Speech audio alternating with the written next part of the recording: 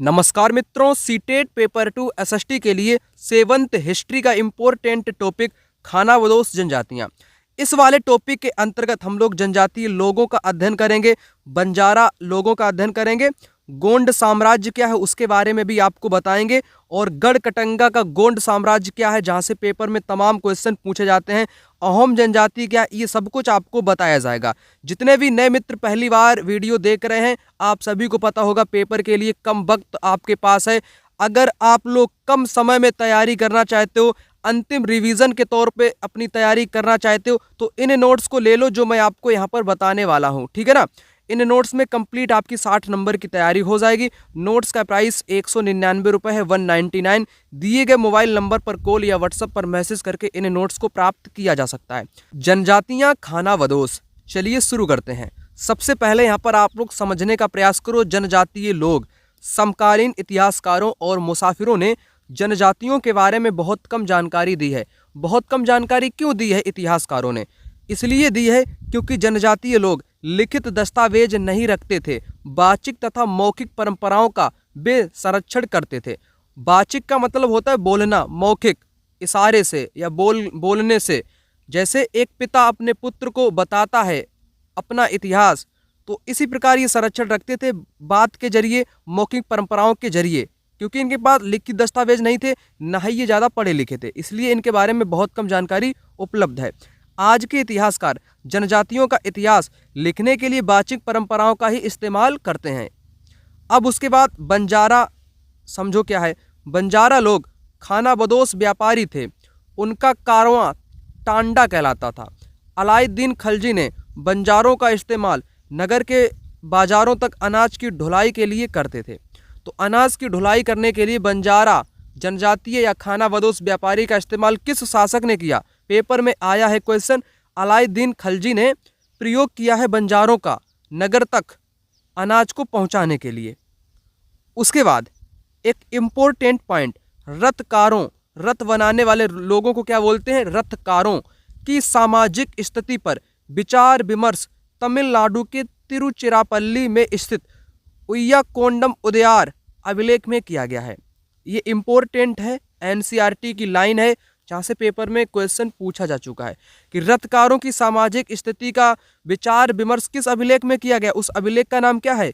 उय्याकोंडम उदयार उस अभिलेख का नाम है। उसके बाद मैं आ जाता हूँ गोंड। गोंड क्या है?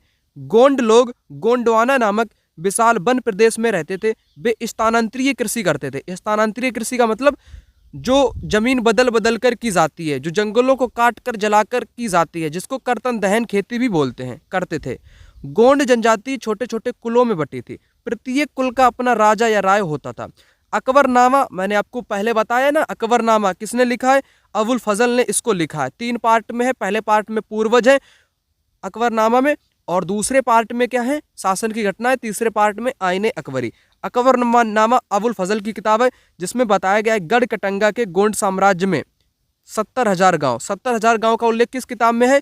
अकबरनामा की किताब में है 70,000 गांव का उल्लेख। राज्य गढ़ों में विभाजित थे। गढ़ गोंड कुल के नियंत्रण में था। गढ़ 84 गांव की इकाइयों में विभाजित थे जिन्हें 84 कहा जाता था।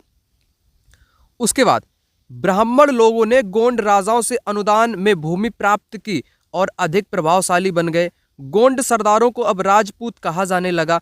गढ़कटंगा के गोंड राजा अमनदास ने संग्राम शाह की उपाधि धारण की।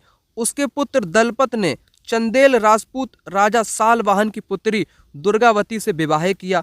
दलपत की मौत के बाद दुर्गावती, जो बहुत योग्य थी, और 5 साल के पुत्र वीर नारायण के नाम पर उसने शासन संभाला। ये बहुत योग्य थी रानी दुर्गावती, ठीक। 1565 में आसिफ खान के नेतृत्व में मुगल सेना ने गढ़कटंगा पर हमला कर दिया, परंतु दुर्गावती ने जमकर सामना किया और मर गई। थोड़ी देर बाद उसका पुत्र वीर नारायण, वो भी मौत के घाट उतर गया। और दुर्गावती का महल मालूम है आपको कहाँ पर है? दुर्गावती का महल है मदन महल। इसको बोलते हैं मदन महल। मदन महल जो कि एमपी जबलपुर में स्थित है। मदन महल रानी दुर्गावती का किला है जो कि पर्वत के ऊंचाई पर बनाया गया है। मतलब कि पथरीला क्षेत्र है वो, वहाँ मैंने देखा है, ठीक। तो ये पॉइंट 1565 में युद्ध कर दिया आसिफ खान ने, मुगल सेना का था गढ़कटंगा पर, तो रानी दुर्गावती की मौत हो गई, उसके पुत्र की भी मौत हो गई। अब गढ़कटंगा राज्य को समझो, ये समृद्ध राज्य था। कैसा राज्य था? समृद्ध राज्य था। हाथियों को पकड़ने और दूसरे राज्यों में उनका निर्यात करके व्यापार से खासा धन कमाया। तो हाथी पकड़ने के लिए, इनका निर्यात करने के लिए ये प्रयोग में लाए जाते थे, इनसे धन कमाया जाता था। जब मुगलों ने हमला किया तो बेशकीमती सिक्के, हाथियों की बड़ी संख्या को हथिया लिया। तो मुगल यहाँ के हाथियों को भी हथिया ले गए, बेशकीमती सिक्कों को भी हथिया ले गए। उन्होंने एक बड़ा भाग अपने कब्जे में ले लिया, शेष भाग वीर नारायण के चाचा चंदर शाह को दे दिया। उसके बाद गढ़कटंगा राज पतन व कमजोर हो गया और बाद में बुंदेलों और मराठों के खिलाफ उनके संघर्ष असफल रहे। तो ये कमजोर हो गया धीरे धीरे। अब जितना मैंने पढ़ाया उससे जुड़े हुए क्वेश्चन आपको करा दूं। बताओ इतिहास जनजातीय लोगों का कैसे लिखा जाता है? आदिवासी लोगों के ऐतिहासिक पुनर्निर्माण के संदर्भ में निम्नलिखित में से कौन सा गलत है? अब गलत वाला बताना है आपको, देखना। गलत आपका दूसरा है। अधिकांश आदिवासी समूह लिखित दस्तावेज या अभिलेख यूज करते नहीं, वो लिखित करते ही नहीं है, वो पढ़े लिखे होते ही नहीं है। समकालीन इतिहासकार यात्री जनजातियों के बारे में अपर्याप्त जानकारी देते हैं। तो बात सही है, आदिवासी लोगों ने समृद्ध रीति रिवाजों और मौखिक परंपराओं को संरक्षित किया, ये करेक्ट है। आदिवासी समाज अपनी विविध आवश्यकताओं के लिए एक दूसरे पर निर्भर थे, ये करेक्ट है। लेकिन ये लिखित दस्तावेज रखते हैं, ये बात गलत है। ठीक, ये गलत हो जाएगी। उसके बाद मैंने अभी आपको बताया बंजारा समुदाय के बारे में। किस सुल्तान ने अनाज को शहर के बाजारों में भेजने के लिए बंजारों का प्रयोग किया था? तो अलाउद्दीन खिलजी, मैंने आपको बता दिया। उसके बाद ये मिलान करने को है। गधी कहाँ पर पाई जाती है? ये आपकी बनगुज्जर, लंबाडी, बकरवाल, इनका मिलान करना है। ए का हो जाएगा चौथा। बनगुर्जर आपके कहाँ पर पाए जाएंगे? उत्तराखंड में। गदही आपकी कहाँ पर पाई जाएगी? हिमाचल में। ठीक, और बकरवाल आपके कहाँ पर पाए जाएंगे? बकरवाल आपके पाए जाएंगे कहाँ पर? ये हो जाएगा कश्मीर में। ठीक, और लामबाड़ी आंध्र प्रदेश में पाए जाएंगे। इस प्रकार से मिलान आपका यहाँ पर हो जाएगा। ठीक, अब उसके बाद गढ़कटंगा मैंने बता दिया आपको। गोंड राज गढ़कटंगा में 70,000 गांव थे। किस में उल्लिखित है? किस किताब में है? तो क्या बताया मैंने? अकबरनामा बताया। और उय्या कोंडन उदयार अभिलेख भी मैंने आपको बताया था। इसमें क्या है? उय्या कोंडन उदयार अभिलेख में क्या है? रथकारों का वर्णन है, रथकारों की सामाजिक स्थिति का वर्णन है आपके। ठीक, और अकबरनामा किताब अबुल फजल ने लिखी है, मैंने पहले वाली वीडियो में आपको बता दिया है, आपको याद होगा। ठीक, गढ़कटंगा के गोंड राज्य से संबंध निम्नलिखित में से कौन सा कथन सही है? यह राज्य केवल नगरों से था, यह कमजोर बुंदेलों मराठों के खिलाफ अधिक शक्तिशाली नहीं बन गया, इसका बल्कि पतन हो गया था। तीसरा सही है, समृद्ध राज्य था, इसने जंगली हाथियों को पकड़कर दूसरे राज्यों में निर्यात करके धन अर्जित किया, ये करेक्ट हो जाएगा। उसके बाद गढ़कटंगा के गोंड साम्राज्य का उल्लेख मिलता है जिसमें 70,000 गांव थे। किस किताब में है? तो अकबरनामा किताब में उल्लेख मिलता है। पेपर में क्वेश्चन पूछा गया है। अब मैं अहोम जनजाति की बात करूंगा। अहोम पर आ जाते हैं। अहोम लोग म्यांमार से आकर 13वीं सदी में ब्रह्मपुत्र घाटी में आ बसे। उन्होंने भुइया भूस्वामी लोगों की पुरानी व्यवस्था का दमन करके नए राज्य की स्थापना की। ठीक, तो नए राज्य की उन्होंने स्थापना की। 1530 के दशक में आग्नेय अस्त्रों का इस्तेमाल किया। 1660 तक उच्च स्तरीय बारूद और तोपों का निर्माण भी कर लिया। किसने? अहोम जाति के लोगों ने।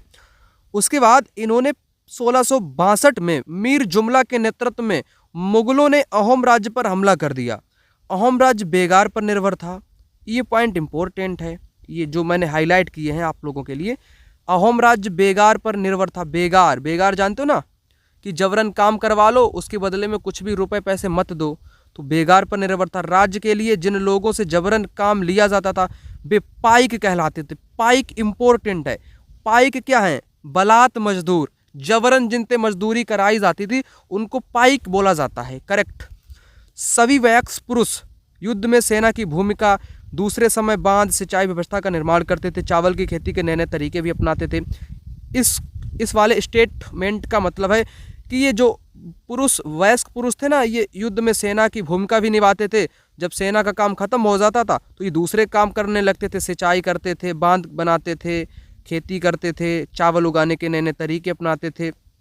उसके बाद अहोम समाज कुलों में विभाजित था जिन्हें खेल कहा जाता। खेल का मतलब पिले, है ना, आप पिले समझोगे ना, खेल क्रिकेट खेलना नहीं। ये अहोम राज्य या साम्राज्य या समाज कुल में डिवाइड था। कुल को क्या बोलते, कुल को खेल बोलते थे ये लोग। अहोम समाज अत्यंत परिष्कृत समाज था, बहिष्कृत या परिष्कृत समाज था। बुरंजी नामक ऐतिहासिक कृतियों को पहले अहोम भाषा में फिर असमिया में लिखा गया। बुरंजी क्या है, एक ऐतिहासिक कृति है, अहोम भाषा में थी पहले, फिर उसको बाद में असमिया में इसको लिखा गया। तो इतना मैंने समझा दिया आपको। अब आते हैं क्वेश्चन पर। ये रहा क्वेश्चन, निम्नलिखित कथनों में से कौन सा तथ्य अहोम के बारे में नहीं है? नहीं वाला बताओ भाई। नहीं वाला एक ही है। अहोम साम्राज्य 2 वंशों में विभाजित था जिन्हें पाइक, पाइक किनको बोलेंगे? पाइक मैंने आपको बताया जबरन मजदूर, जिनसे जबरदस्ती काम करवाया जाता था उनको पाइक बोलते हैं, इसलिए पहला गलत है। वंश, वंश को, वंश या कुलों को क्या बोलेंगे? खेल बोलेंगे। खेल होना चाहिए, ना कि पाइक होना चाहिए। अहोम समाज बहुत परिष्कृत था। अहोम राज्य निर्माण भुइया की पुरानी राजनीतिक व्यवस्था को दबाकर किया गया था। अहोम राज्य मजबूर श्रमिकों पर निर्भर था, ये करेक्ट हो जाएगा। ये गलत है आपका। उसके बाद ये देखो, अब आएगा मजा। 16वीं से 18वीं शताब्दी के दौरान अहोम लोगों के संदर्भ में ABC विचार पर विचार करो। वे कई कुलों में बटे थे, प्रत्येक कुल कई गांवों पर नियंत्रण रखता था। क्या ये बात आपकी करेक्ट हो जाएगी? बिल्कुल करेक्ट हो जाएगी। उनके अपने जनजातीय देवता भी थे। उनका अन्य जनजातीय लोगों जैसे कोच हाचों के साथ गठबंधन था। वर्ण समाज के लोगों द्वारा भूमि अधिग्रहण करना अहोम राज्य द्वारा प्रतिबंधित था, ये गलत है। ये भी गलत है। गठबंधन नहीं था, बल्कि इन्होंने इसको युद्ध में कोच हाचों को हरा करके अपने राज्य में मिला लिया था। ए और बी करेक्ट हो जाएंगे। इनके जनजातीय देवता भी हैं, ये भी पॉइंट। गांव पर ये नियंत्रण रखते थे, ये भी करेक्ट। ए और बी करेक्ट हो जाएगा। उसके बाद ये वाला क्वेश्चन देखो, मध्ययुगीन काल में अहोम के बारे में। वह मौजूदा म्यांमार से आए हुए प्रवासी हैं। अहोम राज्य उनकी सेना के लिए स्वैच्छिक सेवा पर निर्भर, स्वैच्छिक सेवा पर नहीं बल्कि बेगार पर निर्भर है। किस पर? बेगार पर निर्भर है, मैंने आपको बताया। बी आपका गलत है। ग्रामीण समुदायों ने कृषकों को जमीन वितरण में निर्णायक भूमिका निभाई। तो बी आपका कैसा हो गया? गलत हो गया। ए और सी करेक्ट हो जाएगा। निर्णायक भूमिका भी निभाई। ये पॉइंट याद रखना, जितने सही हैं इनसे भी क्वेश्चन दोबारा पेपर में रिपीट हो सकता है। ग्रामीण समुदाय ने कृषकों के लिए जमीन वितरण में सहायता की, म्यांमार से आए, ठीक। मध्यकालीन असम में पाइक क्या थे? पाइक मैंने आपको बताया बलात या जबरन मजदूर आपके पाइक कहे जाते थे। तो ये चैप्टर यहीं पर हो जाता है समाप्त। अब मैं आगे चैप्टर की बात करता हूं। नेक्स्ट चैप्टर यहाँ पर आ चुका है, ईश्वर से अनुराग। इस वाले चैप्टर में मैं आपको भक्ति आंदोलन और विभिन्न महत्वपूर्ण व्यक्तियों के बारे में आपको बताने वाला हूँ। सबसे पहले यहाँ पर आपको बताने का प्रयास करता हूँ नैनार और अलवार संत, जो कि दक्षिण भारत में हुए। 7वीं शताब्दी में नैनार व अलवार संतों का उदय हुआ। नैनार जो कि शैव संत थे, अलवार जो कि वैष्णव संत थे। नैनार किसके उपासक थे? शिव के उपासक थे। अलवार किसके उपासक थे? विष्णु के उपासक थे। उसके बाद इन संतों में जो संत थे वो सभी जातियों से आते थे। अप्रस समझी जाने वाली पुलया और पनार जाति के लोग भी शामिल थे। वे बौद्धों और जैनों के कटु आलोचक थे। विष्णु तथा शिव के प्रति सच्चे प्रेम को मुक्ति का मार्ग बताते थे। उसके बाद नैनार और अलवार घुमक्कड़ साधु थे। ये घूमते रहते थे इधर से उधर, कहीं जाते थे तो देवी देवताओं की प्रशंसा में कविताएं रचकर संगीतबद्ध कर दिया करते थे। तो ये कविताएं भी किया करते थे। उसके बाद सबसे इम्पोर्टेंट पॉइंट नैनार को समझ लो। गीतों का इनका संकलन है, 2 संकलन है, एक है तेवरम, एक है तिरुवाचकम। तो पेपर में आया करता है क्वेश्चन कि ये किनका संकलन है, किन संतों का है। तेवरम और तिरुवाचकम किनका है? तो नैनार का ये गीतों का संकलन है। इनकी संख्या कितनी है? 63 है, जो जिसमें कुम्हार जाति के लोग, कामगार, किसान, सैनिक, ब्राह्मण सब शामिल हैं। और इसमें प्रसिद्ध व्यक्ति कौन कौन है? अपार, समंदर, सुंदरार, मणिक व सागर। मणिक व सागर भी ये नैनार संत हैं। अपार, समंदर, सुंदरार, मणिक व सागर ये प्रसिद्ध व्यक्ति हैं नैनार। अब नैनार समझ लिया। उसके बाद अलवार देखो, अलवारों की संख्या कितनी है? 12 है, जबकि नैनारों की 63। और इनके गीत का संकलन क्या कहलाता है? दिव्य प्रबंधम कहलाता है। पेपर में आता है ये क्वेश्चन, इंपॉर्टेंट है। दिव्य प्रबंधम किसका है? अलवार का है, ठीक। और इसमें प्रसिद्ध व्यक्ति कौन है? पेरी अलवार, अंडाल, तोंडर डिपोडी अलवार, नम अलवार, ठीक, ये व्यक्ति हैं आपके अलवार संत, करेक्ट हो जाएगा। अब मैंने जितना बताया उनसे जुड़े क्वेश्चन आपको कराऊं, फिर मैं आगे के व्यक्तियों की बात आपसे कर लूँगा। तो पहला ही क्वेश्चन आपकी स्क्रीन पे है, अलवर संत उपासक हैं, अलवार हैं विष्णु के, शिव के कौन हैं? तो नयनार हो जाएंगे, नयनार, नयनार, ठीक। उसके बाद परंपरा के अकॉर्डिंग अलवारों और नयनारों की संख्या कितनी है? 12 अलवार हैं, नयनार कितने हैं? 63 है। MPPSC में है क्वेश्चन पूछा गया है। उसके बाद जो मैं आपको बता रहा था, पेरी अलवार, अंडाल, तोंडा डिपोडी अलवार, नम्मलवार के गीतों का संकलन, ये अलवार हैं। अलवारों का संकलन क्या है? दिव्य प्रबंधम। अलवार, अलवार संतों का क्या है? दिव्य प्रबंधम है। तेवरम और तिरुवाचकम ये किनका है? ये हो जाएगा, क्या मैंने बताया आपको, नयनार का, नयनार, ठीक, नयनार का हो जाएगा तेवरम और तिरुवाचकम। ये देखो, वे बौद्धों और जैनों के कटुआलोचक थे, शिव तथा विष्णु के प्रति सच्चे प्रेम को मुक्ति का मार्ग बताते थे। कौन है? नयनार और अलवार ही बताते थे, ठीक। आगे यहां पर बात करेंगे शंकर के बारे में। भारत के सर्वाधिक प्रभावशाली दार्शनिकों, फिलोसफर में से एक शंकर का नाम 8वीं शताब्दी में केरल में हुआ। वे अद्वैतवाद के समर्थक थे। अद्वैत क्या होता है और द्वैत क्या होता है? द्वैत समझ लो सबसे पहले। द्वैत, द्वैत का मतलब होता है जिसमें दो हों, क्या हो? दो हों। अद्वैत का मतलब सिर्फ एक ही, ठीक। तो अद्वैत के समर्थक थे कि एक ही है, परमात्मा एक ही है, जिसके अनुसार जीवात्मा और परमात्मा दोनों एक ही है, इसको बोलते अद्वैतवाद। उन्होंने शिक्षा दी कि ब्रह्मा एकमात्र परम सत्य है, ब्रह्म मात्र परम सत्य है, वह निर्गुण है और निराकार है। करेक्ट बात है ये, तो ये इनसे पेपर में आता है। इन्होंने क्या, ये कैसे हैं? अद्वैतवाद के समर्थक हैं। इन्होंने जीवात्मा परमात्मा को एक बताया, एकमात्र ब्रह्म है, वही सत्य है, वही निर्गुण है, वही निराकार है। उसके बाद इन्होंने क्या बताया शंकर ने? इसके बाद इन्होंने बताया शंकर ने चारों ओर संसार को मिथ्या माया माना और संसार का त्याग या संन्यास लेने और मोक्ष पाने के लिए ज्ञान के मार्ग को अपनाने को कहा। ये बहुत उच्च लेवल की बात है, ठीक। उसके बाद रामानुज पैदा हो गए। 11वीं शताब्दी में तमिलनाडु में पैदा हुए। ये विष्णु भक्त अलवार संतों से प्रभावित थे। उनके अनुसार मोक्ष पाने का विष्णु की भक्ति है। मोक्ष पाने का उपाय क्या है? विष्णु की भक्ति। ये रामानुज मानते थे। रामानुज ने विशिष्ट द्वैत का सिद्धांत अपनाया, विशिष्ट द्वैत का सिद्धांत अपनाया को प्रतिपादित किया, जिसके अनुसार आत्मा परमात्मा से जुड़ने के बाद भी अपनी अलग सत्ता बनाए रखती है। आत्मा परमात्मा से जुड़ने के बाद अपनी अलग सत्ता बनाए रखती है। ये रामानुज के बारे में है। और शंकर और रामानुज दोनों अलग अलग हैं। इन्होंने विशिष्ट द्वैत का सिद्धांत बताया है रामानुज ने, ठीक है ना। उसके बाद वासवन्ना का वीर शैव आंदोलन। वासवन्ना ने कर्नाटक राज्य में वीर शैव आंदोलन चलाया। वीर शैव आंदोलन कर्नाटक में 12वीं शताब्दी के मध्य में प्रारंभ हुआ। वासवन्ना, अल्लभा प्रभु, अक्कमहादेवी ने शुरू किया। ये तीन हैं, वासवन्ना, अल्लमा प्रभु और अक्कमहादेवी। ये तीन व्यक्ति हैं जिन्होंने मिलकर के वीर शैव आंदोलन को शुरू किया। उसके बाद वीर शैवों ने सभी व्यक्तियों की समानता के पक्ष में और जाति तथा नारी के प्रति व्यवहार के बारे में ब्राह्मणवादी विचारधारा का घनघोर विरोध किया। सभी प्रकार के कर्म कांडों और मूर्ति पूजा के विरोधी थे ये लोग। मूर्ति पूजा के ये विरोधी थे, ठीक। जितना मैंने अभी आपको कराया उनसे जुड़े क्वेश्चन कराऊं, फिर मैं आगे बात आप लोगों से करूंगा। तो मैं क्वेश्चन को फटाक से यहां पर ढूंढ लेता हूं। तो मैंने वीर शैव अभी बताया, वीर शैव आंदोलन वासवन्ना ने शुरू किया, ठीक।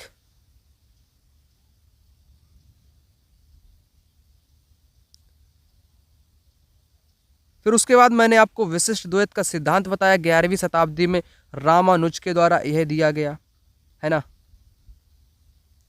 फिर मैंने शंकर के बारे में आपको बताया, उनसे जुड़ा क्वेश्चन देखो। शंकर अद्वैत के समर्थक है, जिसके अनुसार जीवात्मा परमात्मा जो कि परम सत्य है दोनों एक ही हैं। बात सही हो जाएगी। शंकर ने हमारे चारों ओर फैले संसार को मिथ्या माया माना, मोक्ष प्राप्त करने के लिए संसार का परित्याग करने को कहा और संन्यास लेने को कहा। तो दोनों बातें आपकी कैसे हो जाएंगी? करेक्ट हो जाएंगी, ठीक। तो जितना मैंने अभी आपको बताया उतना क्वेश्चन कराया।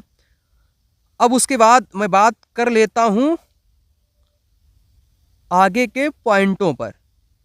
यहाँ पर दक्कन में भक्ति आंदोलन। दक्कन 13वीं से 17वीं शताब्दी तक महाराष्ट्र में अनेक संत कवि हुए जिनके सरल मराठी गीत जनमन को प्रेरित करते हैं। महत्वपूर्ण संत ज्ञानेश्वर, नामदेव, एकनाथ, तुकाराम, सखुबाई जैसी स्त्रियां। चोखा मेला का परिवार जो अपर समझी जाने वाली महार जाति का था। भीमराव अंबेडकर किस जाति के थे? तो महार जाति के अंबेडकर साहब भी थे। आपकी एनसीईआरटी किताब में वर्णित है। ठीक, तो महत्वपूर्ण संत कौन है? ज्ञानेश्वर, नामदेव, एकनाथ, तुकाराम, सखुबाई जैसी। ये सखुबाई क्या है? एक स्त्री है। चोखा मेला का पुत्र कर्मा मेला। ठीक, वो पेपर में आता है चोखा मेला। उसके बाद इन संतों कवियों ने सभी प्रकार के कर्म कांडों, ढोंगों और जन्म आधारित सामाजिक अंतरों का विरोध किया। उन्होंने संन्यास को ठुकरा दिया। किसी भी अन्य व्यक्ति की तरह रोजी रोटी कमाते हुए परिवार के साथ रहने और जरूरतमंद साथी व्यक्तियों की सेवा करते हुए जीवन को बिताने को उन्होंने पसंद किया। तो ये संत आगे दक्कन के या महाराष्ट्र के संत, तो उन्होंने कर्मकांड, ढोंग, ये सब कुछ इनको कहा ये तो सब ठुकरा दिया। सबको, संन्यास को भी ठुकराया, सामाजिक अंतरों को भी ठुकराया। और इन्होंने कहा कि हम जरूरतमंदों की सेवा करते हुए, रोजी रोटी कमाते हुए जीवन को बिता सकते हैं, अधिक पसंद करते हैं। ठीक, उन्होंने इस बात पर बल दिया कि असली भक्ति दूसरों के दुखों को बांट लेने में है। दूसरों के दुखों को बांट लेने में है असली भक्ति। उसके बाद मराठी गीत को अभंग बोलते हैं। क्या बोलते हैं? मराठी गीत को अभंग बोलते हैं। चोखा मेला का पुत्र कौन है? कर्मा मेला है, पेपर में आया है। गुजराती संत नरसिंह मेहता ने कहा था, वैष्णो जंतो तेने कहिए पीर पराई जाने रे। ये किसका कथन है? गुजराती संत नरसिंह मेहता का यह कथन है। उसके बाद सूफी मत पर आ जाते हैं। सूफिज्म। पीर किसको बोलते हैं? गुरु की देख रेख में, ठीक, जिक्र, चिंतन किया जाता था। समा, गाना, रक्स, नृत्य किया जाता था। और बाहरी आडंबरों का विरोध किया सूफीवाद ने। एक ईश्वरवाद, एक अल्लाह के बारे में बात की। कर्मकांडों को इन्होंने अस्वीकार किया। खानकाह क्या है? विशेष बैठकों का आयोजन आध्यात्मिक विषय पर चर्चा जहां पर होती थी। ठीक है ना। जिक्र का मतलब चिंतन, समा का मतलब गाना, रक्स का मतलब नृत्य, और सांस पर नियंत्रण, ये गुरु पीर की देखरेख में ये किया जाता था परमात्मा को पाने के लिए, है ना। उसके बाद तुलसीदास देखो राम भक्त हैं ये तुलसीदास। रचना इनकी रामचरितमानस, सूरसागर, सूरसारावली, साहित्य लहरी। ठीक, असम में क्या है? असम के शंकरदेव तुलसीदास के समकालीन थे। असम के शंकरदेव तुलसीदास के समकालीन थे। इन्होंने विष्णु भक्ति पर बल दिया, नाम घर स्थापित किया। शंकरदेव ने क्या स्थापित किया? नाम घर स्थापित किया। फिर उसके बाद मीराबाई, इनके रविदास थे। यहाँ पर मीराबाई के गुरु कौन थे? मीराबाई के गुरु थे रविदास। मीराबाई के गुरु कौन थे? रविदास थे। मीरा राजपूत राजकुमारी थी। इनका विवाह 16वीं शताब्दी में मेवाड़ के राजा के साथ हुआ। मीराबाई के गुरु कौन थे? रविदास थे। ठीक, फिर कबीर पर बात करूं मैं। भजन गुरुपंथ साहिब पंचवाड़ी बीजक में है। हिंदू व इस्लाम दोनों बाह्य आडंबरों का विरोध किया। भक्ति से मोक्ष प्राप्त किया जा सकता है। हिंदू मुसलमान दोनों इनके अनुयायी थे। निराकार परमेश्वर में विश्वास रखते थे। उसके बाद गुरु नानक 1469 में तलवंडी पाकिस्तान में इनका जन्म हुआ था। 1539 में इनकी मृत्यु हो गई। लंगर इन्होंने शुरू किया। गुरु नानक का उत्तराधिकारी लहड़ा गुरु अंगद के नाम से जाना गया। गुरु अंगद ने गुरु नानक की रचनाओं को संग्रह किया, लिपि गुरुमुखी जोड़ी। गुरु अंगद ने 3 उत्तराधिकारियों को भी अपनी रचना नानक के नाम पर लिखी। उसके बाद इन सभी का संग्रह गुरु अर्जुन ने 1604 में किया। इस संग्रह में फरीद, कबीर, नामदेव, तेग बहादुर संतों की वाणी जोड़ी।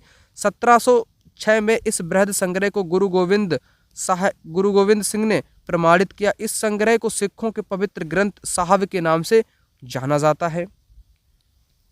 ठीक, उसके बाद 17वीं शताब्दी के प्रारंभ से केंद्रीय गुरुद्वारा हरमंदिर साहब स्वर्ण मंदिर के आसपास रामदासपुर अमृतसर विकसित होने लगा था।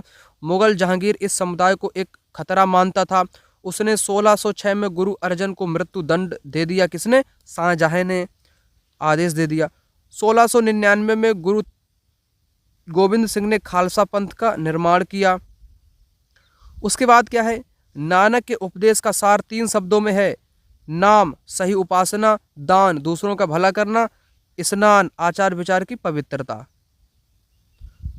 ठीक, ये देखो, भक्ति संतों की रचनाएं अत्यधिक लोकप्रिय हुई। क्यों अधिक प्रिय हुई? क्योंकि इन्होंने क्षेत्रीय भाषाओं में अपनी रचनाओं को गाया और लिखा। करेक्ट हैं दोनों। उसके बाद इसका मिलान करो। नरसिंह मेहता गुजरात, मैंने आपको बताया गुजरात कहाँ पर है, पश्चिम भारत में है, तो डी का पहला यहाँ पर हो जाएगा। और आपको पता है सूरदास उत्तर भारत से हैं, सी का आपका थर्ड ही रहेगा। इस प्रकार से आपका मिलान यहाँ पर हो जाएगा। और मैंने बास बन्ना वीर साहब आंदोलन के बारे में आपको बताया। इसका आरंभ तमिल भक्ति आंदोलन के विरुद्ध एक प्रतिक्रिया के रूप में हुआ। यह तमिल भक्ति आंदोलन से प्रेरित नहीं था, बल्कि उसके विरुद्ध में हुआ था। इसने शिव से प्रेम को मुक्ति का मार्ग के रूप में अपनाने का उपदेश दिया। ठीक है, और इनके अनुयायियों को लिंगायत भी कहा जाता है। लिंगायत किताब में आपकी दिया नहीं गया है, लेकिन 12th क्लास की एनसीईआरटी में है लिंगायत। लिंगायत वीर साहब आंदोलन के अनुयायी नहीं, वीर साहब के जो अनुयायी हैं उनको लिंगायत या लिंग धारण करने वाले के नाम से भी जाना जाता है। कबीर ने उनके समय में औपचारिक धर्मों को चुनौती दी, पुजारी वर्गों का उपहास उड़ा दिया। ठीक, मराठी में लिखे भक्ति गीतों को अभंग के नाम से जाना जाता है। सूफी संत के मकबरे को दरगाहे बोलते हैं, दरगाहे। विशिष्ट द्वैत का सिद्धांत मैंने आपको बताया रामानुज ने दिया। 7वीं शताब्दी के प्रारंभ में निम्नलिखित किस विचार पर लोगों ने सवाल उठाने शुरू कर दिए कि सामाजिक विशेषाधिकार किसी के जन्म का परिणाम है? इस पर सवाल उठाए। कौन सा शब्द सूफीवाद से जुड़ा है? खान काहवी, रक्स, जिक्र, स्नान। सूफीवाद से। स्नान नहीं जुड़ा है, स्नान आपके गुरु नानक से है। किससे? गुरु नानक। तो ये किससे हो जाएगा? ये सिख से हो जाएगा। डी आपका हट जाएगा, है ना। खान का है एक बैठक आयोजन स्थल, रक्स जिक्र, स्नान। ठीक, तो ये आपके 3 क्या हो जाएंगे सूफीवाद से, ये आपके गुरु नानक से हो जाएगा। ABC हो जाएंगे, ABC। ये गुरु नानक से इसलिए नहीं होगा आपका करेक्ट। महाराष्ट्र के संत के बारे में। 13वीं से 17वीं शताब्दी में हुए कवि संतों ने सभी प्रकार के कर्मकांड जन्म आधारित विरोध किया। इन कवि संतों ने रोजी रोटी कमाने, विनम्रता पूर्वक जरूरतमंद साथी व्यक्तियों की सेवा करते हुए जीवन को बिताने को अधिक पसंद किया। दोनों करेक्ट आपके हो जाएंगे। उसके बाद गुरु नानक द्वारा बनाए गए शुरुआती पवित्र स्थान को धर्मशाल, इसे जिसे बाद में गुरुद्वारा के नाम से जाना गया। धर्मशाल शुरू में इसको जानते थे। उसके बाद निम्नलिखित में से किसने अपनी कृतियों को शामिल करते हुए बाबा गुरु नानक की रचनाओं को भी संकलन किया? गुरु अंगद। एक सूफी संत की कब्र को दरगाह के नाम से जाना जाता है। उसके बाद ये समझो खानकाह क्या है। चिश्ती संप्रदाय के सूफी संतों के निवास को खानकाह बोलते हैं। यहाँ वो अपनी शिक्षाओं का प्रसार करते हैं। ईदगाह क्या है? ईद अल फितर और ईद अल अजहा की सुबह ईद की नमाज खाली सार्वजनिक जगह पर आयोजित की जाती है। मतलब कि एक प्रार्थना, वो क्या बोलेंगे, प्रार्थना स्थल बोलेंगे, है ना, जहाँ पर खुली मैदान में प्रार्थनाएं की जाती है, उसको ईदगाह बोलेंगे। दरगाह जब सूफी संत की मौत हो जाती, मकबरा जो बनाया जाता है उसी को दरगाह बोलते हैं।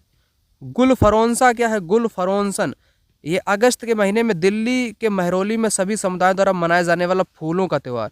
गुल फरोंसा है फूलों का त्यौहार। इस फूल वालों की सैर और पंखा त्यौहार भी कहा जाता है। पंखा त्यौहार भी इसी को ही बोला जाता है। अब देखो सूफी मत के अनुसार खानकाह क्या है? तो तीसरा वे स्थान जहाँ सूफी संत बैठकों का आयोजन करते हैं। तो यह वाला भी टॉपिक यहीं पर हो जाता है समाप्त। सब कुछ मैंने आपको बता दिया, अच्छे से देखना, पूरा आपका रिवीजन होता हुआ चलेगा मेरे साथ। ठीक, आगे के चैप्टर की मैं बात कर लेता हूँ। आगे यहाँ पर चैप्टर दिया गया है क्षेत्रीय संस्कृतियों का निर्माण, है ना। यहाँ से भी पेपर में क्वेश्चन आते हैं। चलिए इसको यहाँ पर आपको बता देता हूँ। क्षेत्रीय संस्कृतियों का निर्माण। क्षेत्रीय संस्कृतियाँ समय के साथ बदलती हैं। पहला पॉइंट, क्षेत्रीय संस्कृतियाँ समय के साथ बदलती हैं। चेर जो कि केरल राज्य का हिस्सा है, मलयालम भाषा बोली जाती थी। शासकों ने मलयालम भाषा एवं लिपि का प्रयोग अपने अभिलेखों में किया है। यहाँ पर क्या पॉइंट है? चेर जो कि केरल राज्य का हिस्सा है, मलयालम भाषा बोली जाती थी। शासकों ने मलयालम भाषा एवं लिपि का प्रयोग अपने अभिलेख में किया है। ठीक, उसके बाद लीला तिलकम 14वीं शताब्दी का एक ग्रंथ लीला तिलकम जो व्याकरण में लिखा गया है। लीला तिलकम क्या एक व्याकरण का ग्रंथ है। मणिप्रवालम शैली में लीला तिलम या तिलकम लिखा गया। मणिप्रवालम का अर्थ है हीरा और मूंगा। उसके बाद जगन्नाथ की काष्ठ प्रतिमा स्थानीय जनजाति लोगों द्वारा बनाई जाती थी, जिससे यह तात्पर्य निकलता है कि जगन्नाथ मूलतः एक स्थानीय देवता थे जिन्हें आगे चलकर विष्णु का रूप मान लिया गया। क्योंकि काष्ठ का मतलब होता है लकड़ी की प्रतिमा सबसे पहले जगन्नाथ की बनाई जाती थी, स्थानीय लोग इनको बनाते थे और इससे तात्पर्य निकला कि जगन्नाथ मूलतः एक स्थानीय देवता थे जो आगे चलकर जिन्होंने विष्णु का रूप ले लिया। 12वीं शताब्दी में गंग वंश के अत्यंत प्रतापी राजा अनंत वर्मन ने पुरी में जगन्नाथ के लिए मंदिर बनवाने का निश्चय किया। 1230 में राजा अनंग भीम तृतीय ने अपना राज्य जगन्नाथ को अर्पित कर दिया और स्वयं को जगन्नाथ का प्रतिनिधित्व घोषित कर लिया। जिन्होंने भी उड़ीसा को जीता, जैसे मुगल, मराठे, अंग्रेज, सबने इस मंदिर पर अपना नियंत्रण स्थापित करने का प्रयास किया। वे सब महसूस करते थे कि मंदिर पर नियंत्रण प्राप्त करने से स्थानीय जनता में उनका शासन स्वीकार हो जाएगा, लेकिन ये नहीं कर पाए नियंत्रण हासिल। उसके बाद कथक नृत्य क्या है? यह नृत्य शैली उत्तर भारत में अनेक भागों से जुड़ी है। कथक शब्द कथा से निकला है। मुगल बादशाह और उनके अभिजातों के शासनकाल में कथक नृत्य राज दरबार में प्रस्तुत किया जाता था। यह विशिष्ट नृत्य शैली के रूप में विकसित हो गया। कथक नृत्य राजस्थान, लखनऊ में आगे चलकर दो परंपराओं अर्थात घरानों में फूला फला है। ठीक, और अवध के अंतिम नवाब वाजिद अली शाह के संरक्षण में एक प्रमुख कला के रूप में उभरा। शास्त्रीय नृत्य भरतनाट्यम तमिलनाडु, कथकली केरल, ओडिसी ओडिशा में, मणिपुर में, कुचिपुड़ी आंध्र प्रदेश में। ये याद रखना आप लोग, ठीक है ना। और एक पॉइंट आता है यहाँ पर कथक का है ना, अंग्रेज इनके विरोध में थे। अंग्रेज क्या थे? विरोध में थे। अंग्रेजों ने समर्थन नहीं दिया, अंग्रेज विरोध में थे।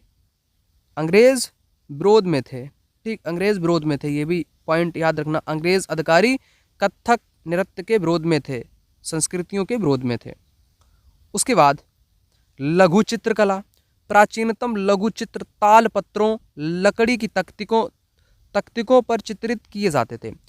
इनमें सबसे सुंदर चित्र पश्चिम भारत में पाए गए जैन मंदिरों में हैं।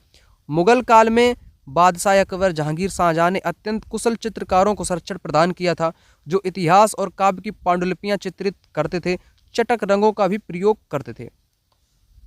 बसोहली शैली क्या है? बसोहली हिमाचल के हिमालय में विकसित 17वीं शताब्दी में लघु चित्रकला विकसित हुई। यहाँ पुस्तक चित्रित की गई भानुदत्त की रसमंजरी जो कि बसोहली शैली में है। उसके बाद बंगाली साहित्य क्या है? बंगाली साहित्य की दो श्रेणी हैं। पहली श्रेणी में संस्कृत श्रेणी, ठीक, संस्कृत श्रेणी में मंगल काव्य में स्थानीय देवी देवताओं से है, ये पहली श्रेणी। दूसरी श्रेणी स्वतंत्र श्रेणी है जिसमें नाथ ये सब शामिल है। यहाँ पर इसको अच्छे से ऐसे समझो, पहली श्रेणी को समझो। मंगल काव्य में स्थानीय देवी देवताओं से है, भक्ति साहित्य है, पांडुलिपियां पाई गई हैं पहली श्रेणी में। दूसरी में स्वतंत्र श्रेणी है, नाथ साहित्य शामिल है, मैनामती, गोपी चंद्र के गीत, धर्म ठाकुर की पूजा, मौखिक, ये सब इसमें दूसरी श्रेणी में आपकी शामिल है। उसके बाद बृहद्रम पुराण क्या है? बंगाल में रचित 13वीं शताब्दी का संस्कृत ग्रंथ जो स्थानीय ब्राह्मणों को मछली खाने की अनुमति दी गई है। पेपर में बन सकता है कि ऐसा कौन सा ग्रंथ है जो बंगाल के ब्राह्मणों को मछली खाने की अनुमति देता है? बृहद्रम पुराण, ठीक, बृहद्रम पुराण। उसके बाद ये क्वेश्चन है आपके सामने, 18वीं सदी में क्षेत्रीय संस्कृति के विकास के बारे में। ये स्थानीय परंपराएं और अन्य भागों के विचार से आदान प्रदान से संपन्न हुई है, करेक्ट। ये एक क्षेत्र में विशेष स्थानीय परंपरा है, करेक्ट। ये सदैव राजनीतिक सीमाओं से बंधी नहीं, विकसित होती रहती है, स्वतंत्र है, सीमाओं से बंधी नहीं है। उसके बाद स्थानीय जनजाति लोगों द्वारा पूरी उड़ीसा के जगन्नाथ की काष्ठ प्रतिमा बनाई जाती है, करेक्ट हो जाएगा। जगन्नाथ मूलतः एक स्थानीय देवता थे जिन्हें आगे चलकर विष्णु का रूप मान लिया। तो दोनों यहाँ पर करेक्ट आपके हो जाएंगे, कथन और कारण। उसके बाद लघु चित्र छोटे आकार के होते हैं, करेक्ट। लघु चित्र आमतौर पर वाटर कलर यानी कि जल रंग से कपड़े या कागज पर चिन्हित किए जाते थे। प्राचीनतम लघु चित्र ताड़ के पत्रों अथवा लकड़ी पर चित्रित किए जाते हैं। तो तीनों आपके करेक्ट यहाँ पर हो जाएंगे। उसके बाद वाजिद अली शाह के संरक्षण में कत्थक एक प्रमुख कला के रूप में उभरा, करेक्ट हो जाएगा। कत्थक को 19वीं तथा 20वीं शताब्दी में अधिकांश ब्रिटिश शासकों ने पसंद नहीं किया, ये बात गलत है, पसंद नहीं किया, इसको सुधार कर लेना, पसंद नहीं किया। यहाँ पर दोनों सही आपके नहीं होंगे, केवल और केवल ए सही होगा, ए सही होगा आपका, बी गलत हो जाएगा, ठीक। ये अंग्रेज़ों ने पसंद नहीं किया, अंग्रेज़ों ने इसको पसंद नहीं किया, बिल्कुल भी पसंद नहीं किया, विरोध में थे, मैंने आपको बता दिया, यहाँ पर ये गलत है, ठीक। इसको सुधार कर लेना नोट्स में आप लोग, ठीक। तो ए सही है, बी गलत है, इसका स्क्रीनशॉट ले लो आप लोग, ठीक। ये गलत, ये सही। कथक मूल रूप से उत्तर भारत के मंदिरों कहानीकारों की एक जाति थी। मुगल सम्राटों उनके रईसों के तहत कथक दरबार में किया जाता था, जहां इसने अपनी वर्तमान विशेषताओं को प्राप्त किया और नृत्य के रूप में विकसित हुआ। दोनों आपके करेक्ट उत्तर यहाँ पर हो जाएंगे। उसके बाद ये देखो मिलान वाला भी इस चैप्टर से क्वेश्चन पूछा गया है। लीला तिलकम क्या है बताओ? व्याकरण है ना, ये व्याकरण आपका हो जाएगा, इसके साथ मिलान हो जाएगा। कहानी सुनने से आपका कथक बना है ना। और विशिष्ट शैली, घराने, लघुचित्र, रासमंजरी हो जाएगी आपकी करेक्ट। उसके बाद ये देखो मिलान, ये हमने यहाँ पर चौथा किया है, ये वाला चौथा। ए का सेकेंड, महोदयपुरम कहाँ पर है? केरल में है। बी का फर्स्ट, अनंत बर्मन उड़ीसा में, जिन्होंने जगन्नाथ मंदिर का निर्माण कराया। और आपका मंगल काव्य जो कि बंगाल से संबंधित है, श्रेणी है ना, पहली श्रेणी मंगल काव्य संस्कृत की। बसोहली कांगड़ा हिमाचल से रिलेटेड है, बसोहली एक शैली, ठीक। तो ये क्वेश्चन भी पेपर में आया है, ठीक है ना। तो ये भी चैप्टर यहीं पर हो जाता है समाप्त।